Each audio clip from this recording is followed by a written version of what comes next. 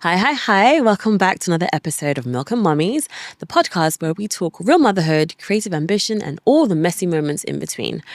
Now, today I'm joined by Dr. Tuesday. She's a mother, psychologist, and speaker, and she brings a unique mix of professional insight and raw honesty to everything that she shares. In this episode, we're diving into something that so mamas quietly carry, the pressures to get motherhood right. Whether it's social media or cultural expectations or even our own inner perfectionists, that pressure can be very loud. So if you're ever feeling like you're falling short, consistently comparing or wondering why motherhood doesn't look like it does on the gram, this one's for you. Let's get into it.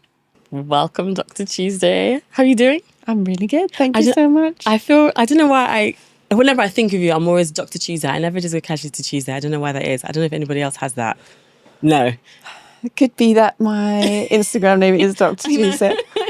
But yeah, okay, cool. That's random. But anyway, thank you so much for coming down today. Thank you for having me. For those meeting you for the very first time, I guess, can you tell us a bit about your journey? What was life like before motherhood, I suppose?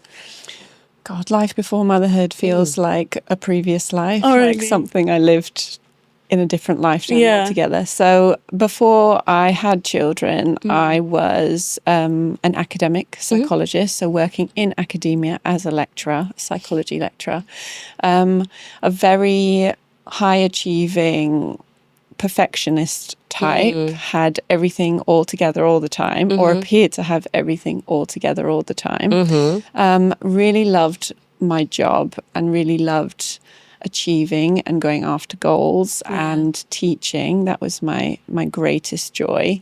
And that, that to me was life. Okay. Like my career was a big part of my identity. It was who I was. I was this psychologist. I was an academic. And it was a very high pressure environment, a very high pressure job as well. It was very achievement oriented, which suited me at the time. Yeah. But it also meant that a lot of my worth and the feelings I had about myself came from that external part of my identity, the achievement, the success that I had at work. I took that to be a reflection of who I was, how worthy I was. And so when I had children and I had to step away from that, everything kind of came into question. Wow. Like I was suddenly playing by completely different rules. Of course, I had very little control, because that was another big thing in my life pre-kids, was I controlled everything to a very down to the finer details. It felt like I had to keep pace with academia. But yeah, it was a huge feature of my life. And then, of course, when you have kids, ta-da! It's a brand new world. Literally no control whatsoever. Speaking about yourself as a perfectionist, were you like that yourself as a child? Yeah. Anyway, okay, cool. All right. Very much so. Yeah. Very achievement driven. Very always on to the next goal. But it was never enough. Like there was always another goal, another milestone to hit. Like there was never really any moment of taking in what I'd achieved or pausing to reflect on where I was. It was always right, what's the next thing? Okay. What's the next step, milestone, achievement? Yeah. We keep moving. Okay. Which again, that doesn't apply. That just doesn't apply. No. It's motherhood. How was your journey into motherhood? Was this something I'm gonna say? Was this something that you planned? I suspect yes. Yes. Right. Yes. And so how was that journey for you? And then also, I guess we're going to move, quite nicely into then how does that impact this perfectionist version of yourself at the time? Yeah. I mean, I had always known that I was going to have a family, but I mean, my husband and I had talked about it, and it was one of those things that was okay, one day in the future. Then all of a sudden it was right, we're doing this, we're having a baby. I felt at a very kind of not established point in my career. Things were moving and I was doing well in academia, but I didn't feel established enough. And I had this moment of crisis where I was like, what happens now? What happens to my career? What happens to me? Do I keep moving toward goals? Do I keep at the time I was looking for a more permanent academic post. Do I keep going in search of that? Does all of that not happen now? Does that make me a failure? Have I just crashed and burned out of academia? So I had that internal crisis moment, and for a little while I kind of kept my pregnancy to myself at work, because I wasn't sure what people would think of me in that professional sense. Like, look at her, she was, she was going to go on and do this and that, and now what does that mean? Because everything has changed. But went into first-time motherhood with that high achievement, perfectionist kind of mindset. And I mean, I crashed and burned fast. Oh, wow. Okay. Very fast. Okay. What the hell was that like? Well, I had, so I think I said to you before, I had no real context coming into motherhood. I was the first of my friends to have a baby. I had no one to really look to or turn to for a sense of, what's this going to be like? What can I expect from this? So I felt on my own in that way. And when I was isolated, I turned a lot to social media, which just really fanned the perfectionist flames, because you're seeing the perfect versions of motherhood, right? You're seeing the perfect versions. So the perfectionist in me kind of thrived on that and wanted to kind of emulate that in my life.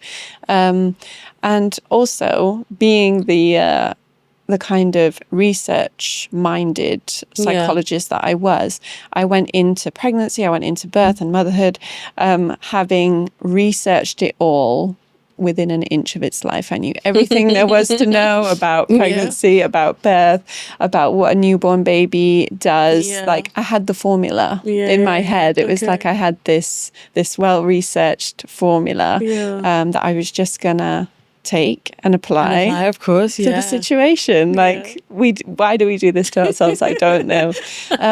So I had that as well. I just tried to apply all of these rules and all of these, things that I thought good mums were supposed to do.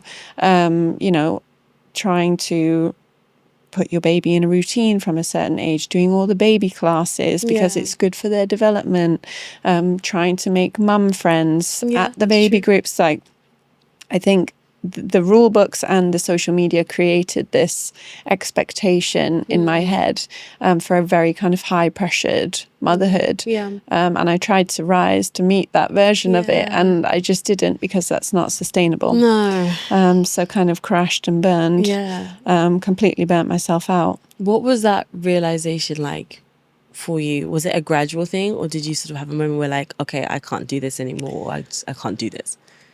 It was probably a bit of both. There was a gradual building of pressure where I was like almost struggling to meet up with my own expectations of all of the things I was supposed to be doing. Like, I remember at one point I had my son, who was 10 weeks old at the time, and I was doing classes 3 or 4 days a week with this baby. I was taking him to sensory class, baby yoga, baby massage. Like, I was doing all the things that I thought good mums did. I was, rushing around here, there and everywhere whilst trying to recover from birth, whilst trying to establish like breastfeeding, whilst trying to get to know this newborn baby and his own quirks and needs and, characteristics on my own as well. That didn't help. And so I felt the pressure kind of mounting. But I remember there was a day I was rushing and racing to get to this baby sensory class of all the things. And he was fussy, and we were late leaving the house, and I got in the car and I reversed my car really quickly, so quickly that I reversed it into a parked car behind me that I hadn't seen. And luckily, like, we were fine, and it happened very slowly, like almost in slow motion. But it was that was my crash and burn moment where I was like, I can't do this anymore. Like, I'm racing to get to a baby sensory class. He doesn't even like it. I spend most of the class feeding him, like trying to settle him. They just make me feel worse because I go and there's all these like cliques and groups of mums who seem to be like, you know, have found their tribe, like we're told, you know, they're building their village. And I just don't feel that. I don't feel connected to anyone there. I don't feel connected to the class. And it was like beginning to feel like an out of body experience. I was like, no more. I can't do this anymore. How did you, or what did you do to kind of seek help with managing that space, that realization that, okay, how I've set up isn't working for me? How do I go about making this more sustainable for myself and for my family? How did you go about? So it was quite extreme. I cancelled everything. I like went back to complete like done like ground zero. Cancelled everything. Went back to I'm doing absolutely nothing apart from what's really going to be good for me right now. And for me, that was making sure that I got out for a walk every single day. So that was it. I went out for one walk every single day, no matter the time of day. But that was my commitment. And I was just like, no to the classes, no to the commitments. This is my only commitment. It has to be what's going to nourish me at this point. And that's where I started to like find my feet and figure out, you know, what I enjoyed, what he enjoyed, like my baby enjoyed. And we just kind of went from there, and we started to build into a version that felt good, that wasn't focused on achievement and, you know, trying to hit milestones and trying to show up in the way everyone, or in the way that I thought everyone was expecting me to, or that society expects you to. And we kind of went from there. Yeah.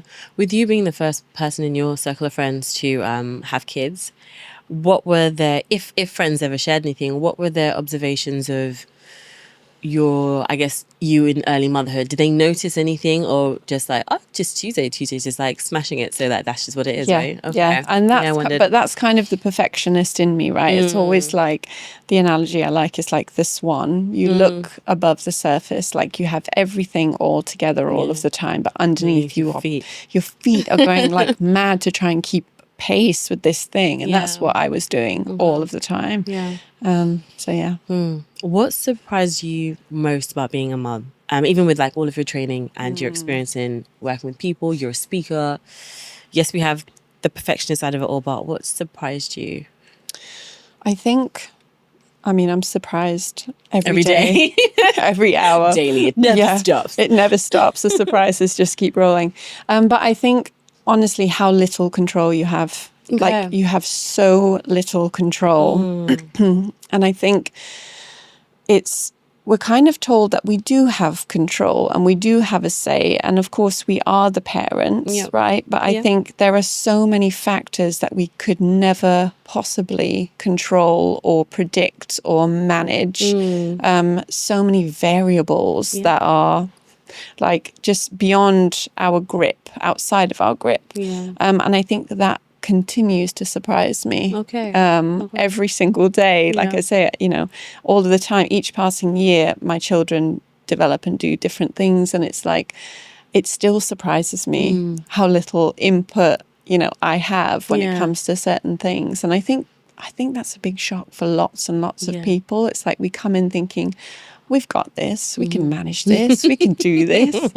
And it's like, yeah, but have you thought about who they're going to be, or how they're going to want to do things, or, you know, the fact that you might be on your own for a lot of this? Have you factored that in? And I think that surprises so many people. It does. And I do agree with that. And at the same time, it's funny because I have one child, so I know it's very different speaking to a mum who's got 2 or 3 or more. My mum had 5 kids. I'm just like, I don't know. With one, I don't know how she did that. But you can swear, you're fine. So there's that as an element. But it's like, I think from sitting on the space of one, and I think it feels like I'm in good control of what we have to deal with. And Zena's she's quite a happy kid, quite a curious kid, which I'm seeing kind of coming through. So I think I'm now entering the space of, okay, how do you manage that curiosity without stifling it?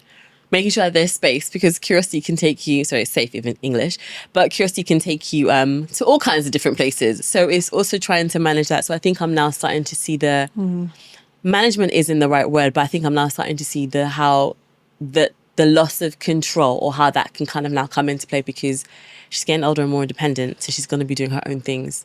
Yeah. Now I'm going to have to watch that sort of unfold in a way. So it's like, okay, I call all of her years like chapters. So we're now in like chapter 2.5. So it's like, okay, the book's getting a bit interesting now. Like, just nervously scratching in places now. Okay, great. So there's stuff to come. But it is always interesting hearing friends who have multiple kids, just again, how you're just juggling, and you may drop multiple balls, but you're having to just keep it moving as best you can, essentially. That's basically it. You have to keep moving. Like, you have no choice. And you have no choice but to drop the balls sometimes, like multiple all at once. And I think that was something that, I mean, sometimes I still find myself struggling up against that, where I feel like I should be able to manage all of the things, but it's just not sustainable. It's not practical. That's not real life. We're not always going to be able to juggle all of the balls at the same time. And I think like that was a part of, you know, the struggle for the perfectionist in me. It was like, I'm already struggling to try and make it look like I'm juggling all the balls. Like, how do you keep on? How do you keep that appearance up when actually it's just not sustainable in the first place? And I think a key thing that you just said in real life, like, things are messy and out of control and chaotic and wonderful and this and quiet and all those wonderful things, but it's true in real life. It's not picture perfect like social media at all. Like, we've touched on social media a couple of times, but I guess in your view, how does it distort what good motherhood looks like? I mean, I think there are so many ways that it can really interfere with our experience of motherhood. So first of all, we only see the highlights, of course, most of the time, right? And I think because we only see the highlights and we don't get that fuller wide lens view of motherhood, we end up with a really kind of stylized, romanticized expectation of what things are going to be like. Like, you know, the cute family days out, the like really wholesome experiences. It's just not like that. I mean, it's not for my family. It never goes to plan. It's never fully enjoyable. There's always someone in tears. So it sets us up with this really like romantic idea of what motherhood is going to be like. And when it's not like that, it can feel like a personal failure, and it can feel like, you know, why is it that I can't have that kind of experience? What is it that I'm doing wrong that makes my experience look a bit different? And I think it distorts our view of motherhood in that way. But also something that I really notice about social media, because it is by nature polarizing. It's designed. The algorithms are designed to polarize us, to keep us, you know, in a very this or that kind of thinking. And I see this in the motherhood space all the time. You know, motherhood has become a series of personality types and categories. Like, you know, you're either doing motherhood this way or you're doing it that way. You're a silky mum or a crunchy mum or a scrunchy mum. I mean, I don't know what half of them mean. But I see them all the time. Like, you're either the mum who, you know, cooks everything from scratch and buys all the organic things, or you're the mum who is all about convenient foods and you don't care about buying organic. Or the reality for most of us, we're somewhere in this messy middle of motherhood. We're doing a little bit of this, we're doing a little bit of that.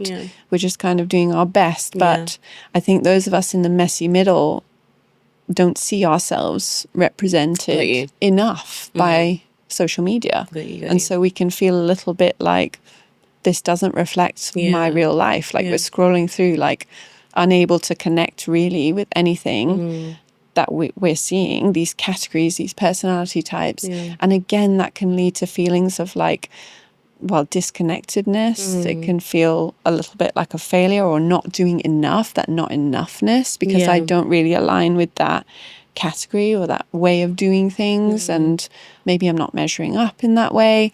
I think it really distorts our experiences in lots of different ways. I think you've touched on this anyway, but my next question was going to be like, what subtle pressures are mums internalizing without even realizing it? But it is pretty much what you've just said, where you may not realize what you're consuming, how it's kind of impacting you mentally, but those little things are just dripping away into your psyche, into your confidence, into how you're doing things, making you question yourself, things like that.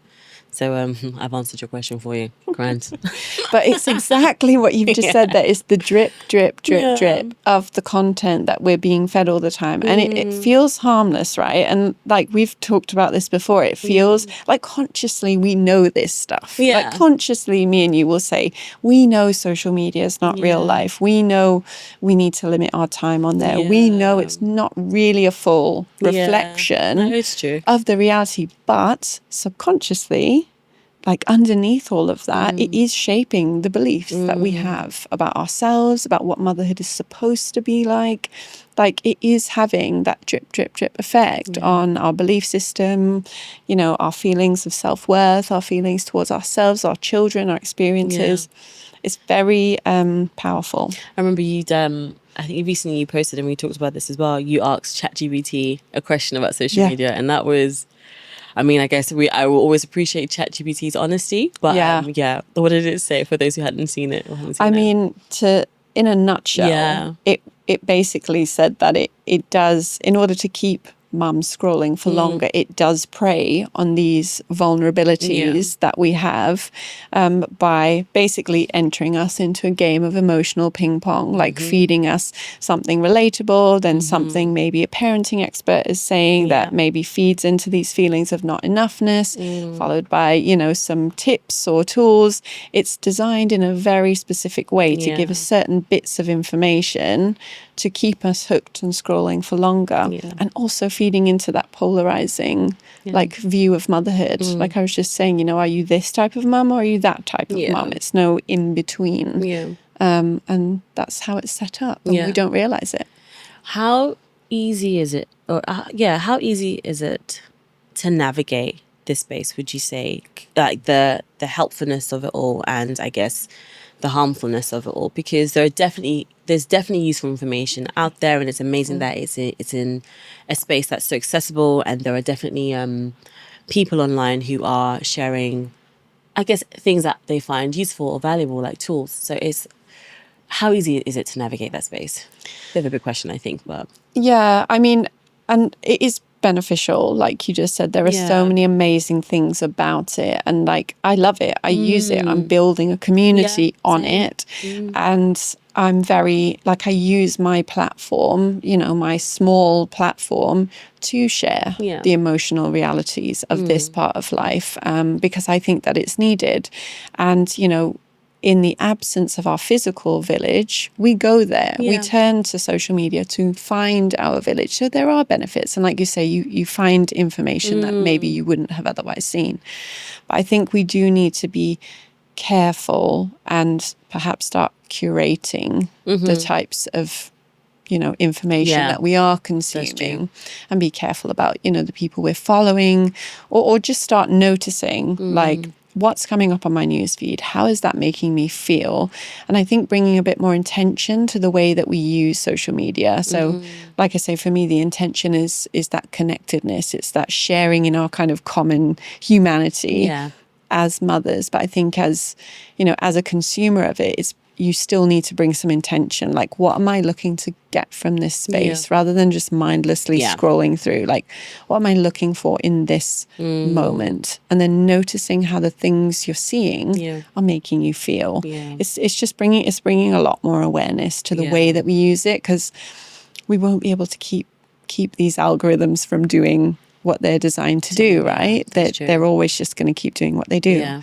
But we can bring more awareness and mindfulness to the way that we use these things and the way that this space is making us feel, which is easier said than done. No, I get it. But I agree with that. I think whenever I'm intentional about why I'm on socials, whatever the app is, I'm on it. I find what I need and I'm off, and I don't really have a desire to do anything else.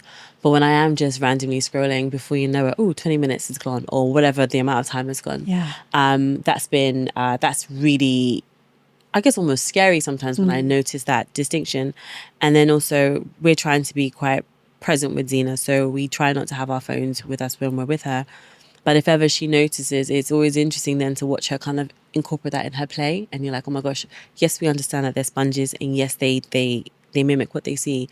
But it's also quite like, oh, wow, that's a 2-year-old who has real, I don't know, finesse or expertise with how this all works. And I get that we're raising kids in a space with technology. So they're gonna be comfortable. They're gonna be very fluent with it all. But it is quite, like it really makes me just, this is like, fuck, wow, this is crazy. At the same time, it's weird. I don't know. Yeah, it's wild. Yeah. It opens up like a really wide world, and it's kind of scary in lots of ways. But I think if you bring that intention and that mindfulness to it, you can like protect yourself a little bit more. Yeah.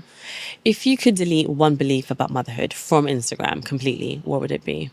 So I've been talking a lot about this recently on my page, and it's this belief that we need to enjoy every single moment of motherhood, because I feel like as well the highlight reels and the cute daily vlogs that we see, and the morning routines and the get ready with us, like it really makes it look very shiny and joyful. And also seeing these posts which are like, you only have 18 summers with them, like, enjoy them while they last, like one day these will be the days that you miss. Or like I see these nostalgic posts all the time where it's like, picture this, you're 40 years old or 50 years old and your house is empty and your children are grown up and they don't need you anymore and you're heartbroken. And I just think it puts an extra pressure on mums that they feel like they need to enjoy every waking moment of motherhood and also like actively curate joy in like their day-to-day experiences. So I think if I could take the pressure off by removing a belief, it would be that we don't actually need to enjoy every single moment of this. It's messy, it's imperfect, some of it is unenjoyable, like completely unenjoyable, it's really hard, and that's okay. Like it's just a really normal, human, complicated, messy experience. So I think that would be the one belief that I would take. Yeah. You touched on, I guess, going back a bit into the perfectionist space that you had previously. You touched on, yes, there was a moment where you crashed and you burnt out. For anyone who might be experiencing that or wondering if they're also in that sort of headspace and they're not quite sure, but I feel like every perfectionist knows that they're a perfectionist. I think I definitely have a bit of that, so I'm fully aware. But I guess how can they sort of better understand that they're having some maternal overwhelm or mental burnout? How can they sort of navigate that space or try and, I guess, stop it before it gets too bad? Oh my gosh, terrible English this morning, but you know what I mean. I hope I know what you mean. I think a lot of it comes down to an awareness of yourself and really starting to notice your body signals. Like I think as perfectionists, there is a degree like we ignore a lot of our body signals in the name of achieving, in the name of just getting the job done. We will push through whatever we're feeling, the stress, the anxiety, like whatever our body's doing, because we tend to have a lot of physical symptoms as well with the experience of perfectionism. I think it's learning how to read your body signals and reading your signs of stress, reading your, like, how does that show up for you when you're stressed and burnt out and when you're rushing and racing? What does that look like for you? Is your heart racing? Is your breathing really fast? Are you physically shaking from rushing around? Just noticing yourself, first of all, but talking to people really helps. I think for me, I was in isolation with a lot of that experience. And like I say, I was turning to social media, and that's the kind of standard I had to look toward. But I think talking to people around you and not comparing, because I don't like to compare, but, noticing that this experience doesn't have to look that way. Yeah. But also getting really honest with yourself, like, what am I doing now? What are the standards that I feel like I have to meet now? And where did they come from? Why do I feel like that's something I need to do right now? Like for me, it was, like I say, that baby sensory class. I was like, why do I feel like I have to do this. Yeah. Like, why do I have to do this? I don't have to do this. Yeah. Who's told me I have to do this? And, you know, it's just a complete reevaluation of what you're doing, why you're doing it. Again, it's intention, isn't it? Like, what's the intention behind doing every single class available? What am I trying to do? Yeah. Is it that I'm trying to prove something? Am I trying to prove that I can do this, or that I'm a good mom, or that I know how to look after a baby? What is it I'm trying to prove? Yes. It requires awareness, but that, again, that's an easier thing. Yeah. Easier said than done, right? I hear you. All the time. I get you. And it's also why you're in this space where you're navigating motherhood. And I guess maybe speaking about this, maybe first time mom sort of vibes.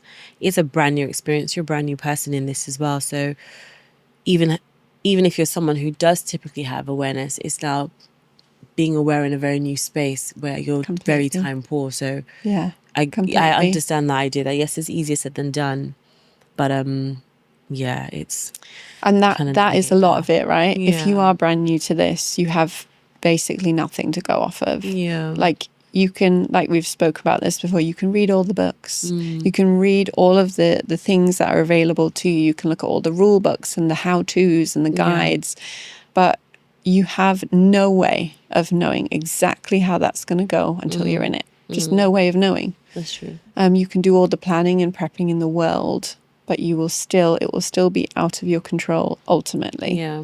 And I think that that's something that so many people find really hard to come to terms with. I'm not sure if this is different, but I wanted to ask, for mums who are listening and they feel like they're failing quietly, what would you say to them?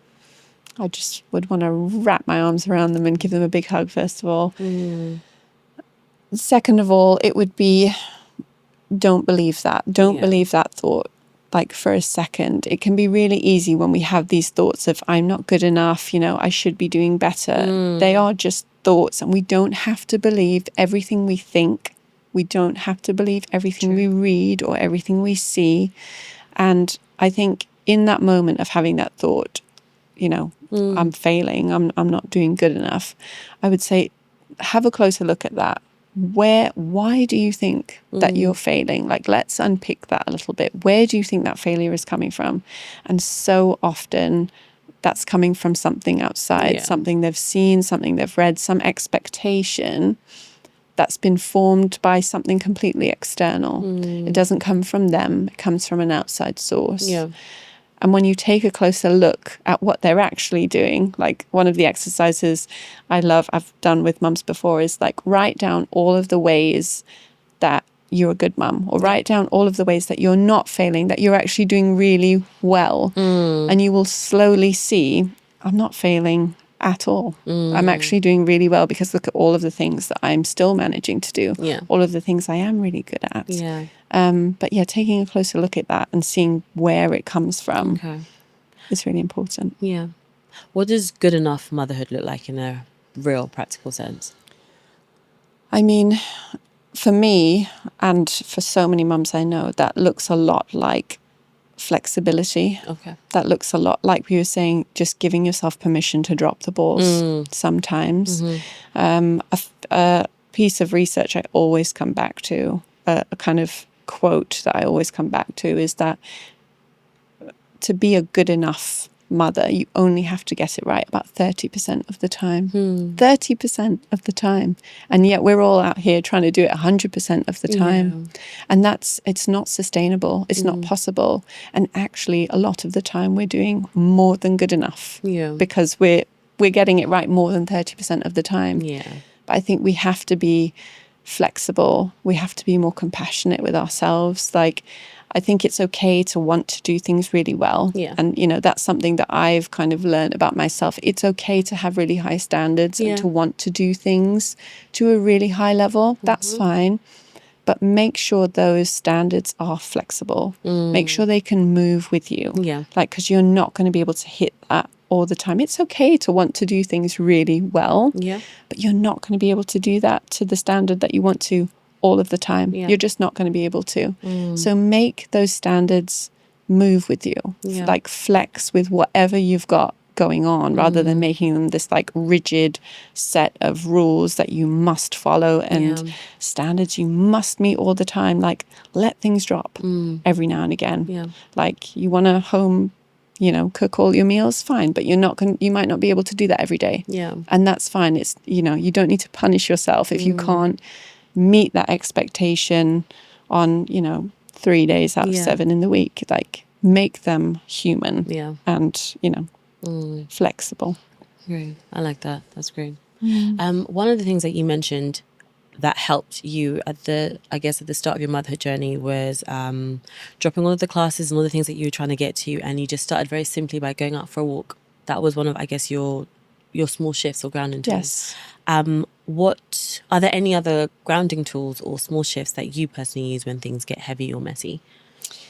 A lot of mine are around compassion. Like I said, like allowing myself rest, allowing myself to not meet the very high bars that I still sometimes set for myself, allowing myself to vocalize exactly what's going on for me, like not enjoying every moment, finding things really hard, finding things just really frustrating or disappointing or whatever the feeling is. Like, allowing those feelings is such a big part of my wellness and so many others' wellness in motherhood, because I think we can end up denying a lot of our feelings, like fatigue, like anger, resentment, disappointment, whatever those kind of less shiny feelings are. We can end up like pushing them to the side a lot. So I think allowing your feelings, being really compassionate and kind to yourself around, what am I feeling? Where is that coming from?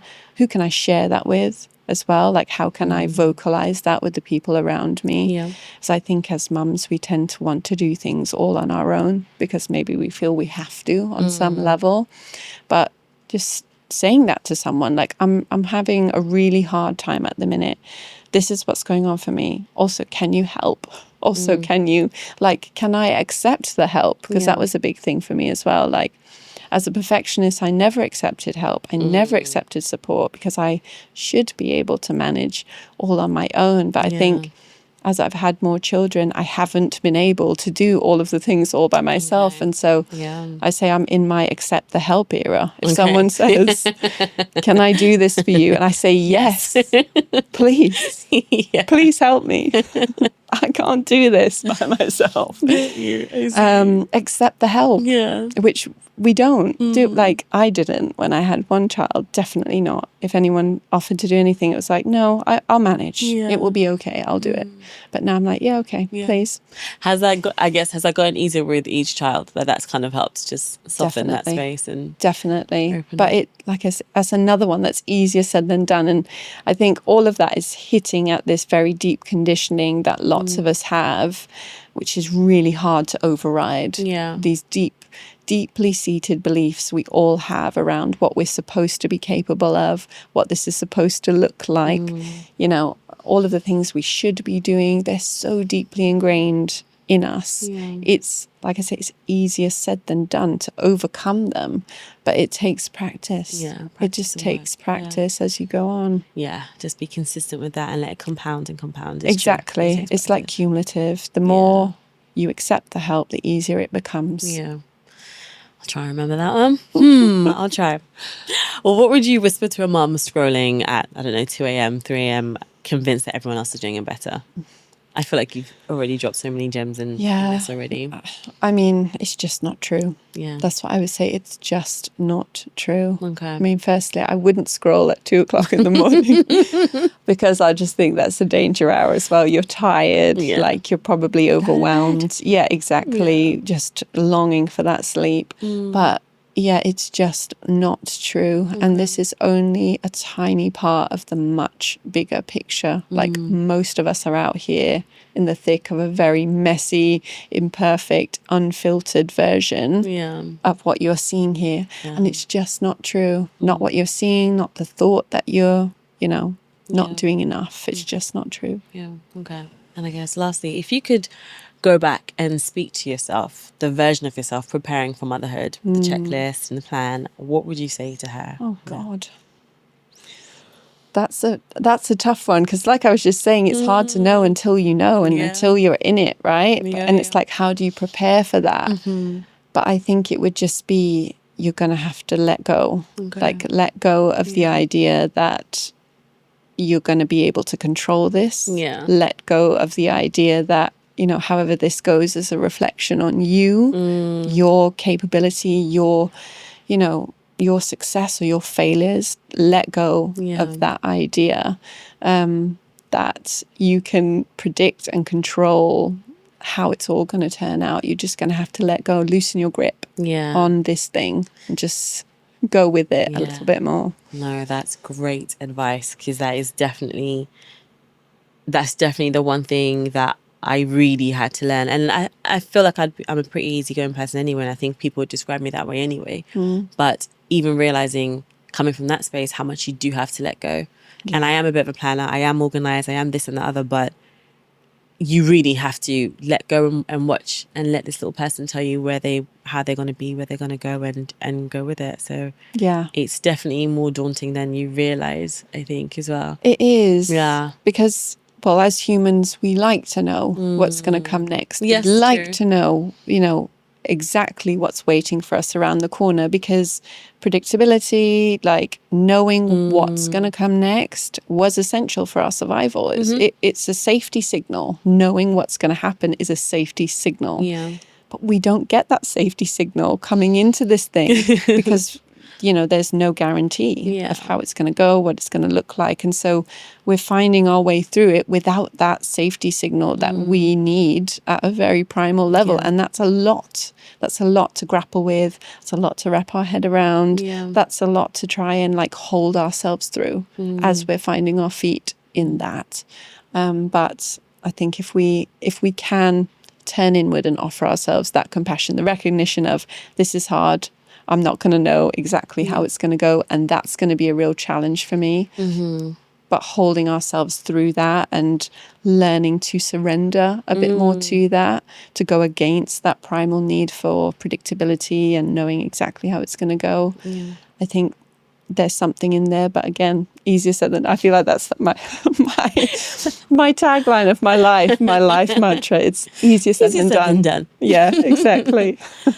Man, Tuesday, thank you so much for your time today, and just thank you for being so honest and giving as much insight into motherhood as you have done. And you are like that anyway. Whenever I've seen you in your spaces, on your platforms, you are very, very honest and very true to what you're saying. So it's great to have that echoed here, and I guess reminding people how relatable this all is for all of us, but also remembering to ask for help and knowing that help and resources are out there for you. So it's been really great. Well, thank you for having me. No problem. And where can people find you on socials and all that wonderful stuff?